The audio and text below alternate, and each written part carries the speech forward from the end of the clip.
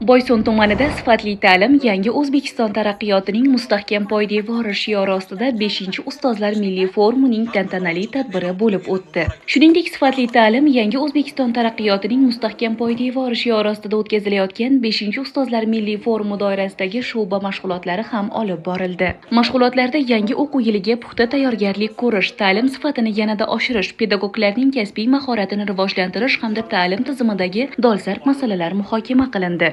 Bu forum biz o'qituvchilarga yangi tashabbus, yangi g'oyalar almashishga, motivatsiya berib ishlashimizga yordam beradi deb o'ylayman va bugun o'tkazib kelinayotgan bu milliy forumda biz pedagoglar va murabbiylar bu yerda bir-birimiz bilan fikr almashdik, yangi g'oyalar bilan o'rtoqlashdik va biz kelajakda yangi o'quv yilini yaxshi kayfiyatda boshlab, ulkan zafarlarga erishishga maqsad qilib qo'ydik. Biz bugungi forumda nafaqat tajriba almashish, balkim kelajak avlodimizdagi o'quvchilarga ta'lim-tarbiya berish uchun muhim vosita hisoblanadi. Bugungi forumda nafaqat yangi o'quv yiliga tayyorgarlik, bir-birimizdan tajriba almashyapmiz. Kuni kecha boshqarmada forum o'tkazildi. U forumda biz juda ham ko'p bilimlar olib qaytdik. Kelajakdagi, ya'ni yangi o'quv yilida qilinadigan ishlar belgilab olindi. Ma'lumki, har qanday jamiyatning kelajagi, uning ertangi kuni albatta o'sha jamiyatda ta'lim-tarbiya sohasiga qaratilayotgan e'tibor bilan belgilanadi.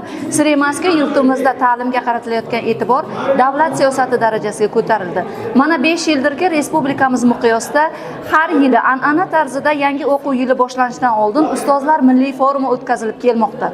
Ushbu ustozlar milliy forumida albatta o'quv yili davomida amalga oshirilgan ishlar va keyingi yangi o'quv yili davomida qilinadigan istiqbol rejalar belgilab olinadi. Boysun tumanida ham 5-ustozlar milliy forumi tuman miqyosida o'tkazilmoqda.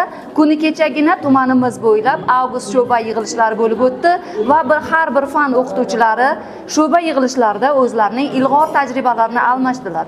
Yangi o'quv yili mobaynida amalga oshiriladigan ishlar yuzasidan vazifalarni belgilab oldilar. Forum ishtirokchilari zamonaviy ta'lim yondashuvlari va ilg'or tajribalar yuzasidan fikr almashib, o'zaro bilim va tajribalarini boyitdilar. Tadbirda tuman hokimi Bahodir Shukurov ishtirok etib, forum qatnashchilari, ta'lim sohasi fidoyilari hamda aziz ustozlarni samimiy muborakbod etdi. O'z tabrigida tuman hokimi ustoz va murabbiylarning jamiyat hayotidagi o'rni beqiyos ekanligini, yosh avlodga zamonaviy bilim va tarbiya berish, ularni vatanga sadoqat, yuksak ma'naviyat va ezgu qadriyatlar ruhida tarbiyalashda pedagoglarning xizmatlari ulkan ekanini alohida ta'kidladi. Forum davomida yil mobaynida yuqori natijalarga erishgan, o'zining fidoyiligi, tashabbuskorligi, izlanishi va samarali mehnati bilan ta'lim tizimida o'rnak bo'lib kelayotgan ilg'or pedagoglar munosib e'tirof etildi. Tantanali marosimda bir guruh faol va tashabbuskor pedagoglarga ularning ta'lim tizimidagi samarali faoliyati, erishgan yutuqlari hamda yosh avlod kamoloti yo'lidagi fidokorona mehnatlari uchun faxriy yorliq va esdalik sovg'alari topshirildi.